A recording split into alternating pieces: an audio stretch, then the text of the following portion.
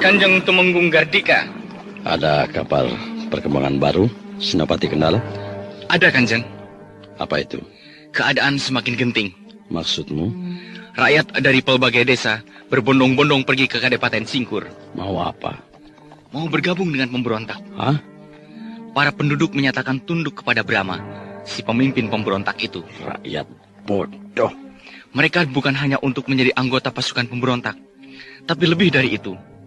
Tua muda, laki perempuan berarak-arakan membawa barang-barang milik mereka, seperti rombongan pengungsi.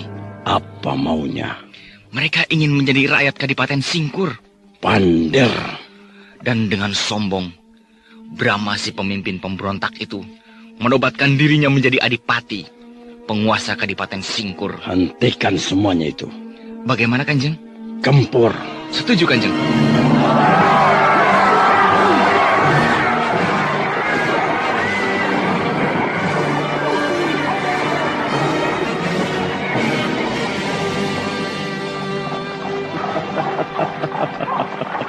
Lihat Senopati Kendala. Angkatan perang kita megah sekali. Pasukan tombak berjalan di muka, disusul pasukan panah, kemudian pasukan berkuda yang semangat, lalu pasukan jalan kaki berderap-derap. Tidak akan ada pasukan perang manapun yang akan sanggup menandingi angkatan perang kita. Dan pasukan pemberontak itu pasti terkencing-kencing melihat angkatan perang kita yang besar dan kuat.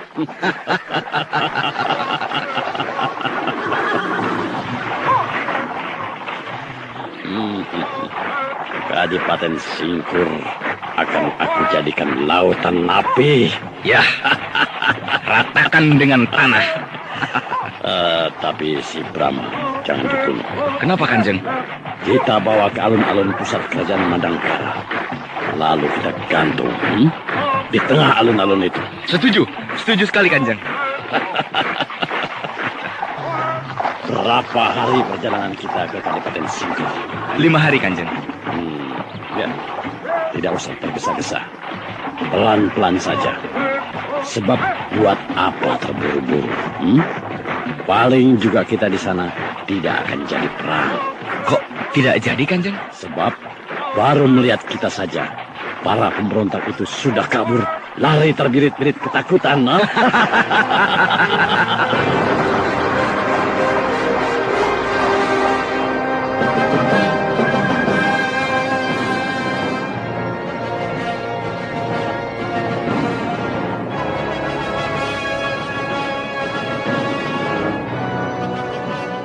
Seiring dengan bergeraknya pasukan Madangkara yang ingin menggempur Kadipaten Singkur, Mantili dan Raden Samba yang telah berhari-hari melakukan perjalanan dari Gunung Wangsit dan ingin bergabung membantu Brahma, akhirnya sampailah mereka di pintu gerbang Kadipatenan dan langsung dihadang oleh penjaga pintu gerbang. Berhenti. Penjaga, kenapa pintu gerbang ditutup rapat-rapat? Kanjeng Adipati tidak ada. Kanjeng Adipati? Siapakah namanya? Kanjeng Adipati Brahma Kumbara. Oh, Kakang Brahma sudah jadi Adipati. Siapakah tuan-tuan ini? Kami teman-temannya. Tapi tidak seorang pun boleh masuk. Tidak apa, kami hanya ingin tanya. Sedang bepergian kemana Kanjeng Adipati? Berangkat perang. Perang? Perang? Angkatan perang Madangkara menyerang. Angkatan perang Madangkara? Benar. Lalu Kanjeng Adipati menyongsongnya di luar wilayah Kadipaten Singkur. Aku tahu maksudnya. Sengaja disongsong di luar wilayah Kadipaten agar rakyat yang tidak bersalah tidak terbawa-bawa. Kau tahu di mana Kanjeng Adipati menyongsong musuh? Di 3 tempat. 3 tempat? Benar. Di Bukit Tiban, di Sungai Tingker, dan di Rawa Keracak. Iya, aku tahu tempat-tempat itu. Kau tahu Mantili? Aku seorang pengembara, Samba. Hampir semua daerah di wilayah ini aku tahu. Bagus. Ayo kita segera berangkat ke sana.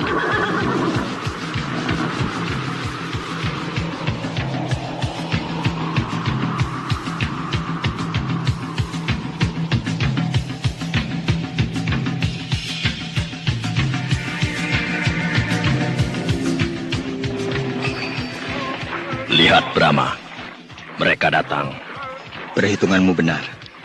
Mereka mengambil jalur Bukit Tiban ini. Bukan main. Pasukan keraton itu mentereng sekali. Pakaian seragamnya gemerlapan. Sekilas membuat nyali kita ciut.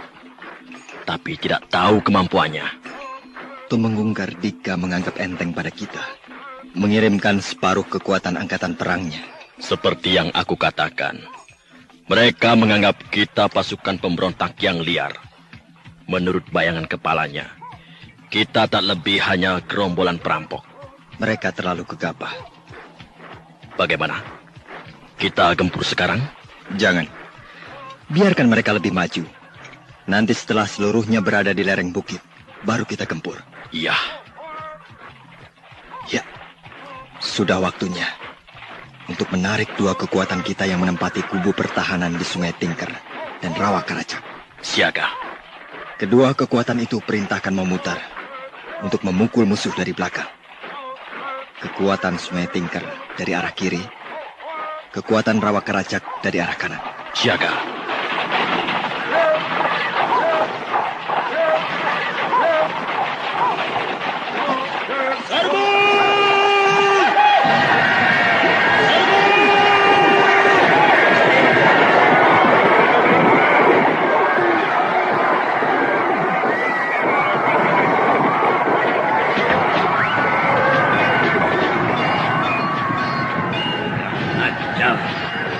Berani benar mereka menyongsong kita jauh di luar wilayah Kadipaten Singkor. Ternyata mereka pemberani. Aku kira mereka pemberontak murahan yang akan lari terbirit-birit ketakutan bila melihat angkatan perang kerajaan. Tapi ternyata tidak. Dengan berani mereka menghadang kita di Bukit Tiban ini. Aku ingin tahu sampai di mana kehebatan pasukan pemberontak itu. Gempur! Gempur!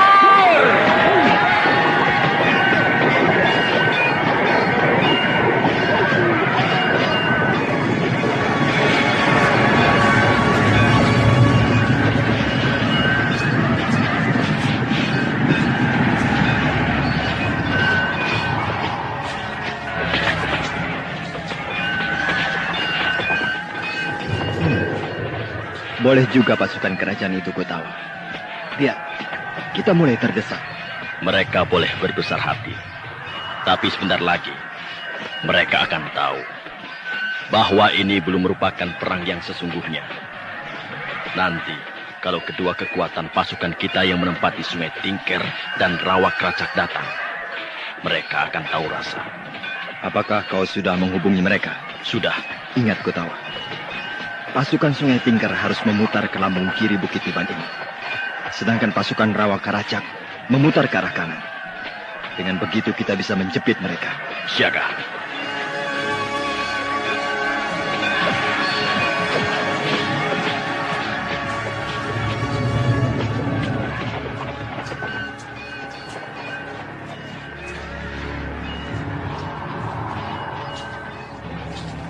Senopati Kendala. Ya, Kanjeng Tumenggung. Pasukan pemberontak itu bukanlah sebuah pasukan perang yang besar. Lihat, mereka mulai terdesak oleh pasukan kita. Betul, Kanjeng. Tapi aku curiga, mungkin mereka menyimpan pasukan cadangan atau membagi kekuatan menjadi 3 bagian seperti kita dan menempatkannya di Sungai Tingker dan di Rawa Karacak. Kita tunggu dari regu penyelidik, Kanjeng. Apakah pemberontak itu menempatkan pasukannya selain di Bukit Tiban itu juga di Sungai Tingker dan Rawa Karacak?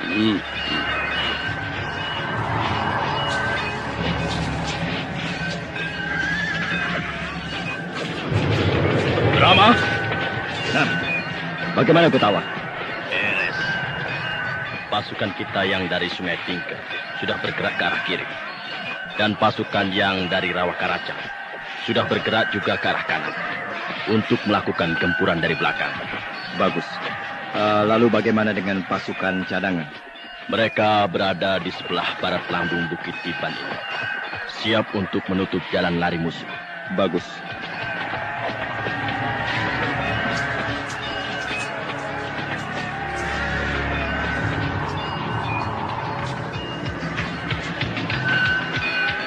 Kanjeng Tumenggung, Bagaimana kendala? laporan penting dari regu penyelidik. Apa katanya? Ternyata pasukan pemberontak menempatkan pasukannya di Sungai Tingker dan di Rawa Karacak. Kalau begitu mereka benar-benar sudah punya niat untuk menghadang kita.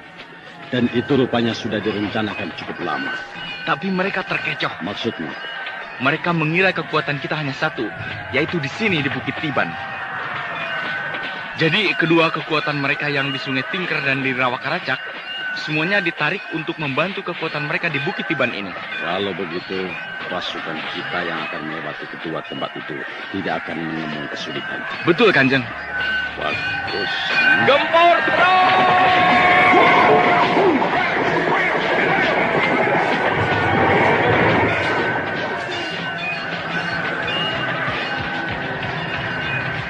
Senopati Kendala, Daulat, Kanjeng. cepat kau pergi. Pimpin pasukan berkuda yang menerobos Rawa Karacak. Terus langsung masuk ke jantung Kadipaten Singkur. Terlebih dulu, perintahkan pasukan kita yang menerobos Sungai Tingker untuk memutar ke punggung bukit. Dan pukul musuh dari belakang. Daulat, Kanjeng Tumenggung. Gempur!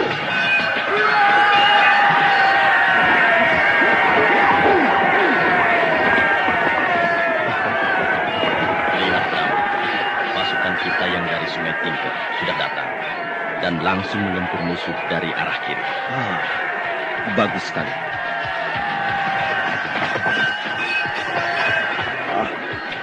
Ada musuh membokong dari belakang. Pemberontak berdebah. Rupanya mereka punya otak juga. Mengerti siasat perang. Pasukan 2, geser ke kiri.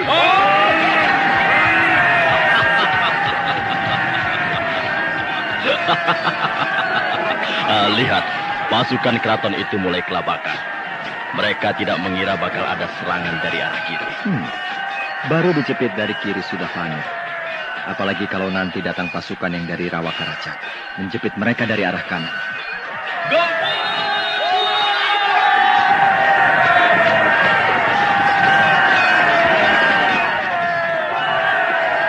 Nah, itu mereka. Baru saja dibicarakan. Ya, pasukan kita dari Rawa Karacak datang. Dan langsung menggempur musuh dari arah kanan.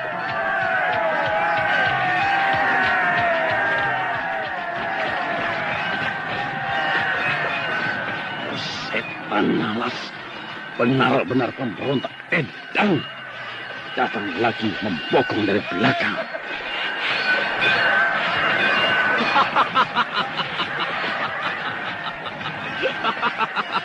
Hancur kau penjajah. Hari ini riwayatmu tamat. Pasukan keraton itu jadi kacau balau. Dikempur dari 3 jurusan. Mereka bertempur sudah tidak beraturan. Berdebah. Pasukanku berantakan. Lihat, Tumenggung Kardika kalang kabut. Ia jadi salah tingkah. Seperti monyet terbakar ekornya. Kalau dia turun tangan, aku juga akan turun. Brahma, hati-hati. Meskipun otaknya pandai, tapi ilmu kedikjayaannya sangat tinggi. Aku pernah melihat dia menghancurkan batu karang hanya dengan 1 kali pukul. Iya, aku juga pernah mendengar kehebatan Tumenggung Kardika, penguasa kerajaan Madangkara itu. Tapi aku tidak boleh mundur demi kemerdekaan tanah air kita.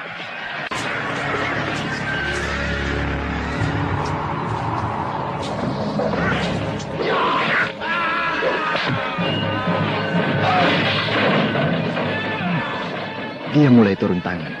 Lihat Brahma. Dia bertempur dengan tangan kosong. Kedua tangannya bergerak lambat. Tapi akibatnya, sesekali bergerak, 5 orang pasukan kita roboh. Hebat. Dari kedua tangannya keluar tenaga benturan yang dahsyat. Aku bisa merasakannya, meskipun dari jauh. Pasukan kita mulai mandek.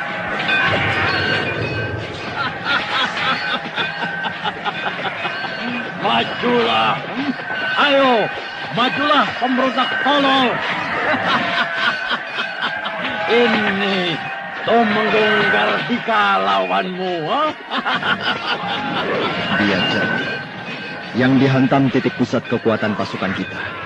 Sebentar saja pasukan kita menjadi goyah. Brahma, cepat kau turun. Sebelum pasukan kita jadi acak-acakan. Baik.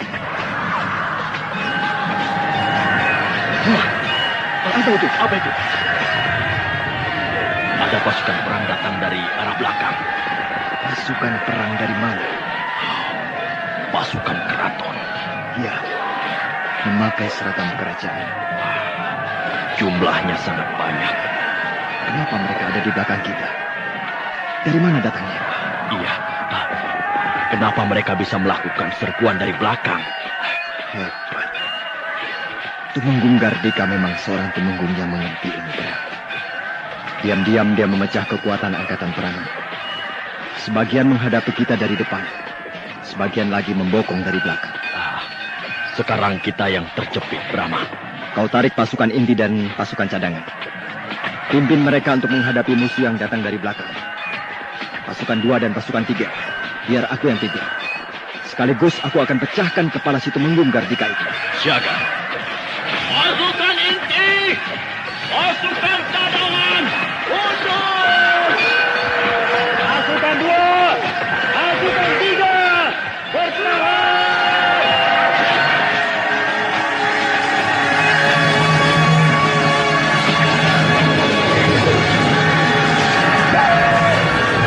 Gardika! Akulah lawanmu! Siapa kau? Brahma! Ini yang namanya Brahma, pemimpin pemberontak. Iya, kemarilah lebih dekat. Kupecahkan kepalamu.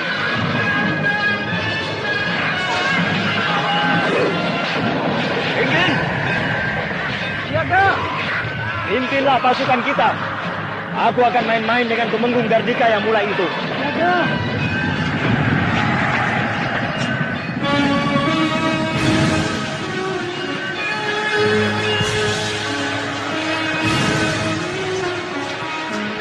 Pada saat pertarungan berkobar dengan sengitnya, Brahma berhasil memancing Tumenggung Gardika keluar dari medan pertempuran menjauhi pasukannya. Dan di suatu tempat yang agak jauh dari medan pertempuran, mereka berhadapan siap bertarung 1 lawan 1.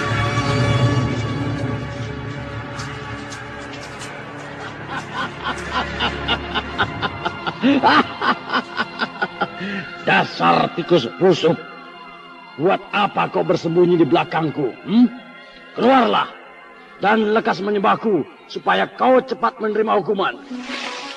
Hebat kau Tumenggung Gardika yang mulia.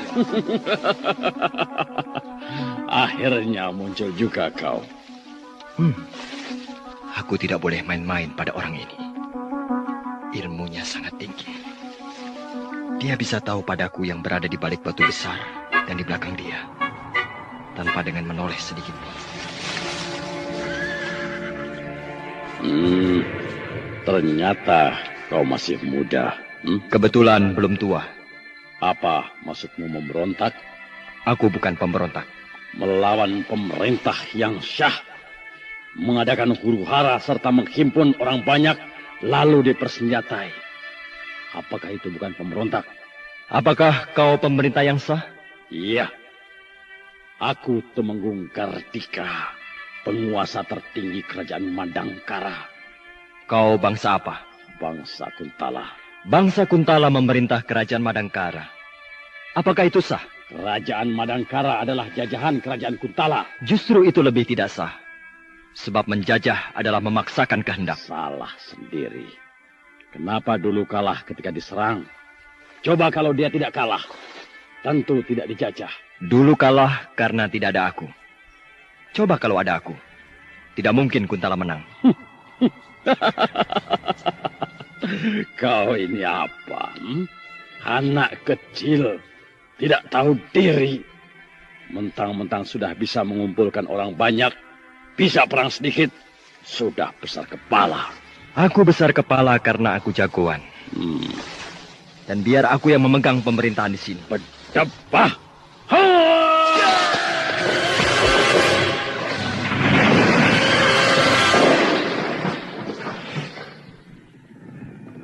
Mantili, berhenti. Ada apa, Raden Samba? Dengar, Mantili. Iya, sayup-sayup aku mendengar derap kaki puluhan ekor kuda. Suaranya dari sebelah sana. Ayo kita naik ke atas pohon yang paling tinggi itu. Ayo. Iya,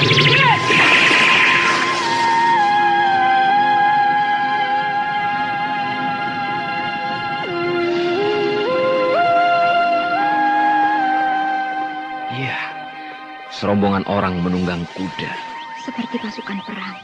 Pasukan berkuda. Iya, memakai seragam. Hah?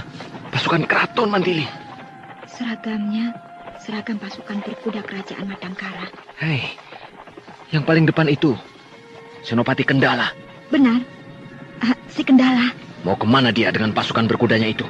Jangan-jangan pertempuran di Bukit Tiban sudah selesai. Tidak mungkin, Mantili. Sebab nampak jelas sekali. Mereka sedang terburu-buru. Seperti sedang mengejar waktu. Benar, pasukan yang pulang dari perang biasanya loyo, letih dan lesu. Tapi mereka itu segar bugar. Apakah Bukit Tiban masih jauh? Iya, masih jauh. Aku tahu sekarang. Pasukan berkuda itu mau ke Kadipaten Singkur. Kenapa bisa begitu? Apakah pasukan Kakang Brahma di Bukit Tiban sudah kalah? Lalu musuh terus menyerbu ke Kadipaten?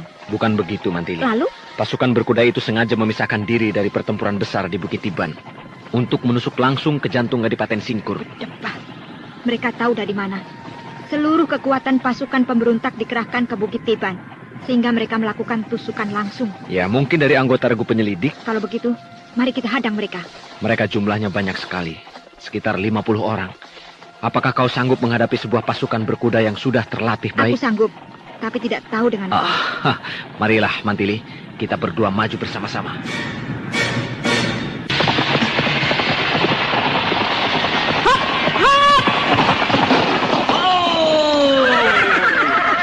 Apa kabar, Kendala? Mantili. Mau kemana, Kendala? Kok buru-buru amat? Ada urusan penting. Mau merampok ya? Hah? Merampok? Iya, semua pasukan Kadipaten Singkur seluruhnya berangkat ke Bukit Tiban. Nah, lalu kau diam-diam mau masuk ke dalam Kadipaten Singkur, mumpung tidak ada orang. Berarti kau merampok, bukan? Mau merampok, mau tidak itu urusanku. Minggir. Jangan berlagak pilon, Kendala. Kau tahu, aku adik Brahma. Jadi kau tidak mungkin bisa masuk ke Kadipaten Singkur tanpa seizin dariku. Kalau begitu, menyerahlah. Menyerah? Ya, pasukan pemberontak di Bukit Tiban sudah hancur. Nah, kau menyerah saja. Kau ini ngomong apa kentut? Apa? Pasukan kerajaan itu apa sih? Tidak mungkin bisa menang. Berjebah. Hah? Kuda itu amblas. Melesak ke dalam tanah. Pasukan dalam tanah mulai beraksi. Pasukan dalam tanah? Ya, pasukan tanah yang menjaga wilayah Kadipaten Singkur ini mulai beraksi. Tidak mungkin ada pasukan di dalam tanah. Mana mungkin ada manusia bisa nurus bumi? Memang bukan manusia. Lalu apa? Jin. Jin? Ya, Kakang Brahma punya pasukan khusus yang anggotanya terdiri dari 50 jin. Nah, kalau kau dan pasukanmu tidak pergi, pasukan jin yang berada di dalam tanah ini akan mengobrak-abrik pasukanmu. Kemudian, seorang anggota pasukanmu, kudanya amblas ditarik oleh jin ke dalam tanah. Kuda itu melesak ke dalam tanah. Semua badannya masuk. Hanya tinggal kepalanya saja.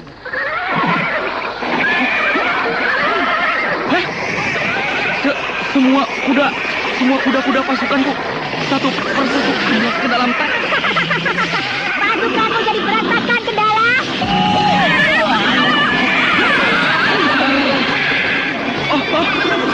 Orangnya. Nah, lihat. Sekarang manusianya yang ditarik ke dalam tanah. Satu persatu anggota pasukan berkudamu amblas ke dalam tanah, ditarik oleh jin. Lari!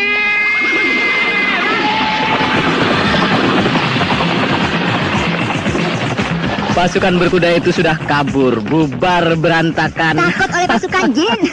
Kau ini ada-ada saja, Mantili. Masa aku dikatakan jin? Dia serem. Orang semacam Senopati Kendala itu percaya saja pada tahyul. Jangankan dia. Aku saja sama sekali tidak percaya ada manusia bisa masuk ke dalam tanah. Kalau tidak kenal dengan kau. Iya, akulah jin. Jin ganteng. Sudahlah, ayo cepat kita ke Bukit Tiban. Ayo.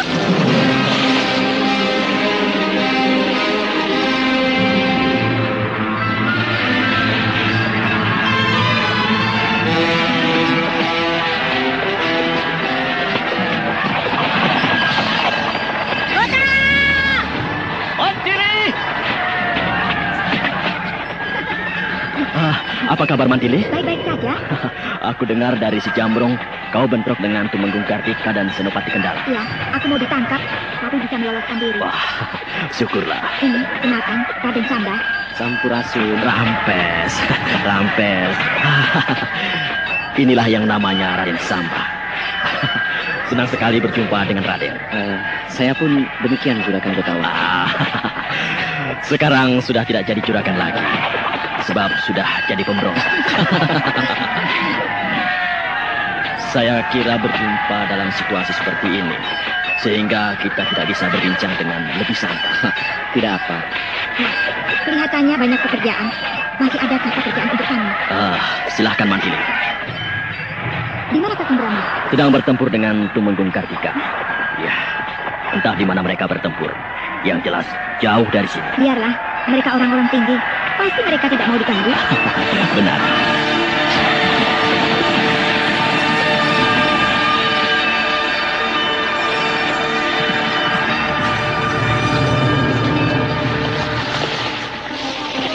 Kau mau meningkatkan pertarungan, Kartika? Aku akui kau hebat. Bisa mematahkan permainan tangan kosongku.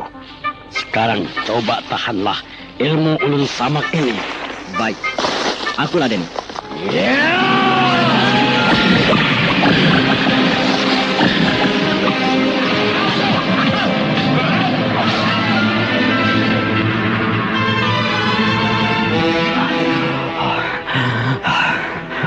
Bagaimana Kartika?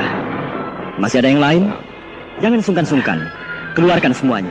Kau hebat, Brahma. Pantas kau bisa jadi pemimpin pemberontak. Hei, mau kemana kau? Karena merasa tak unggulan melawan Brahma, Tumenggung Gardika akhirnya melarikan diri dengan membawa perasaan kecewa serta sedih. Ditinggalkan semua kedudukan dan kemewahan yang selama ini disandangnya. Berita tentang Tumenggung Gardika yang melarikan diri tersebar luas dalam kancah pertarungan itu, membuat semangat pasukan Madangkara merosot.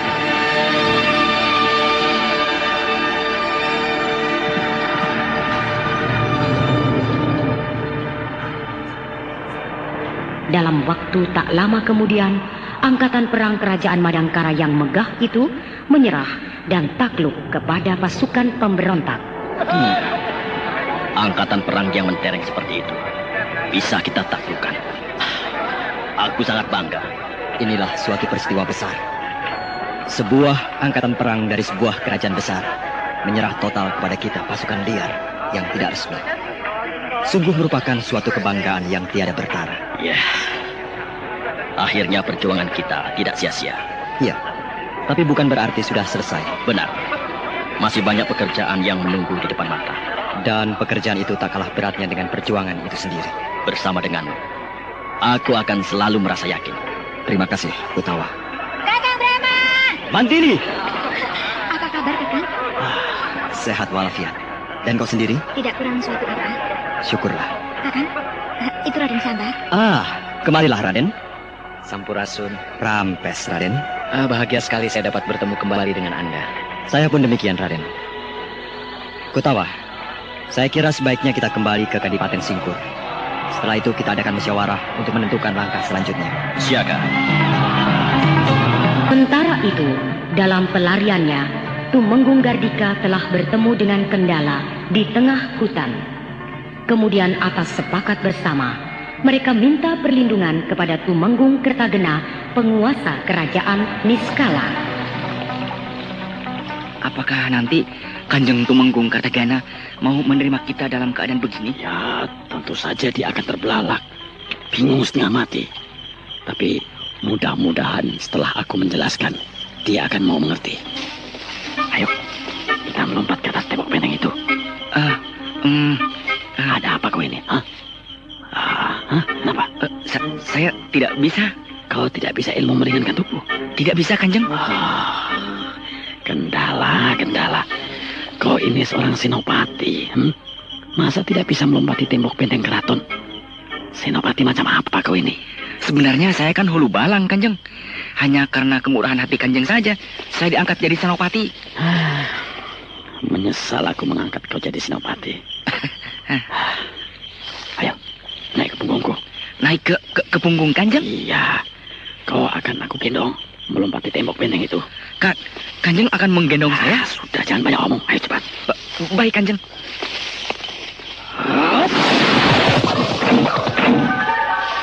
Nah, itulah istana. Boleh juga. Meskipun tidak sebesar dan semegah seperti istana kerajaan Madangkara, tapi istana kerajaan di skala ini sungguh menyenangkan. Ayo, kita dekati. Pasti ada pengawalnya, Kanjeng. Ya, tentu saja. Sebab di setiap istana pasti ada regu pengawalnya. Jadi, kali ini terpaksa aku harus meringkus penjaga. Iya, Kanjeng.